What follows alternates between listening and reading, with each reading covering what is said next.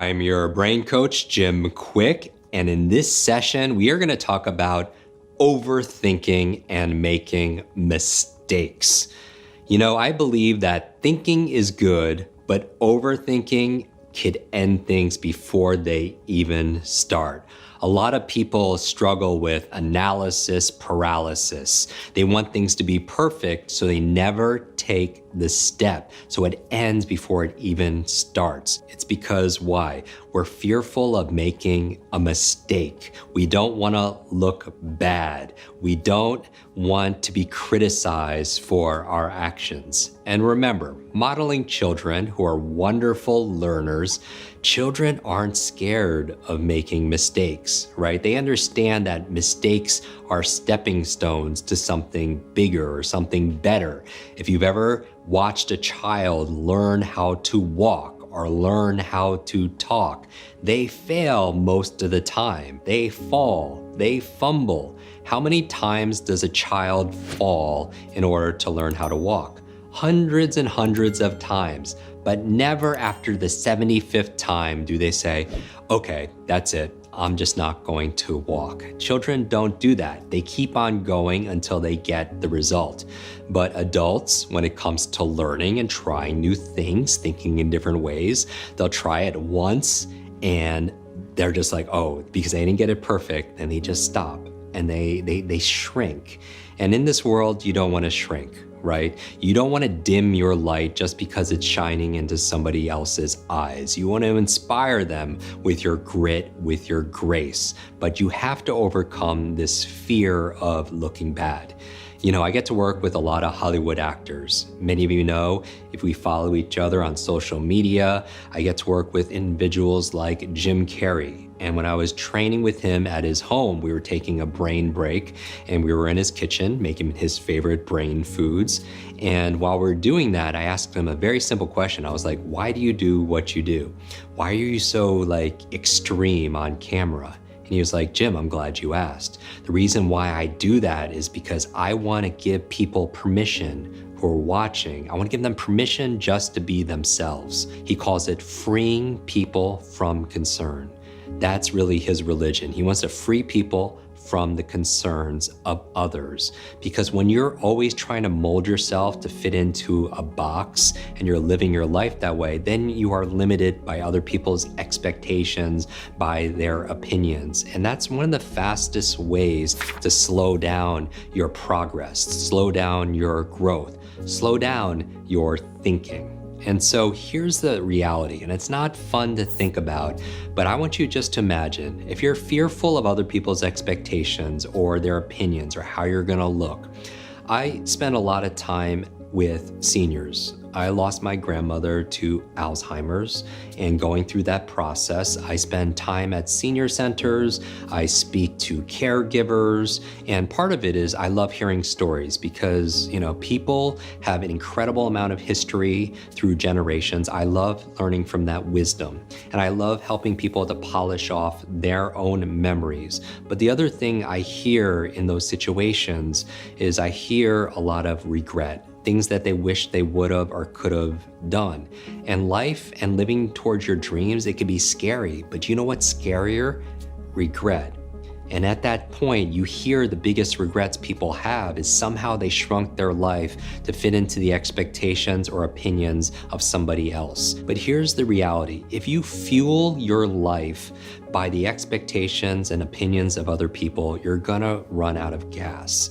That's not what you wanna do, because in our final days, when we're in that box, that coffin, right? There's not a lot of room in there for possessions, and you could have all the toys and that's good for you, but in that box, there's also not a lot of space for regret, right? And that's the challenge. You do not want to live your life that way. And I would say from a thinking perspective, another mental model to think about is begin with the end in mind. One of my favorite books, another book, they're all my favorite books, is by Dr. Stephen Covey. He wrote the book, 7 Habits of Highly Effective People. 7 Habits of Highly Effective People.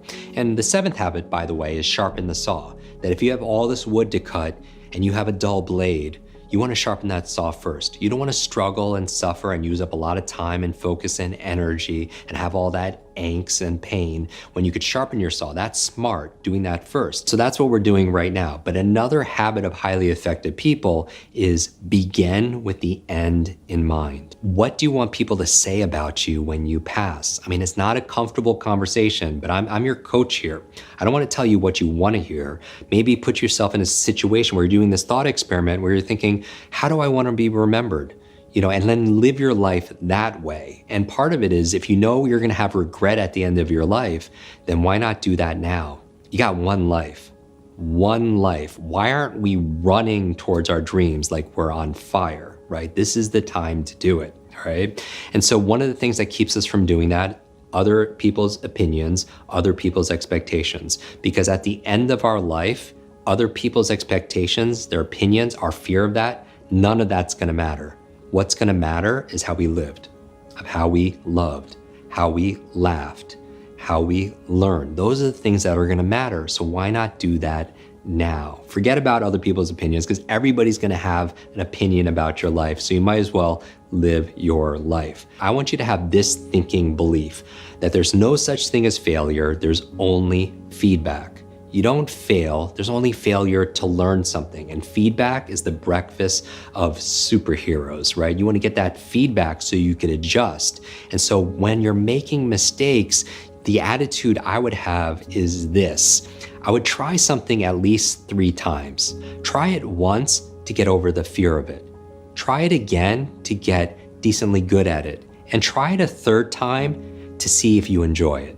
And when it comes to making mistakes, you make mistakes, but mistakes do not make you. A lot of people are fearful because that becomes who they are. It defines them. And your mistakes do not define you. How you respond to your mistakes define you. So I would recommend 3 things you do when you make a mistake, all right? Mistakes obviously are opportunities for growth, opportunities to step up to another level. So you don't have to be proud of your mistakes. You could be proud how you handle your own mistakes. So when you make a mistake, and this is part of my thinking, and you could adopt this if this serves you, I think about 3 things. I wanna make this mistake old, OLD. And of course, it's an acronym so you can remember it. The first thing when you make a mistake, and invariably you do, because if you're a human being doing anything, you make mistakes, right? It means you're trying. So first of all, congratulate yourself for making mistakes. It means you're trying something new.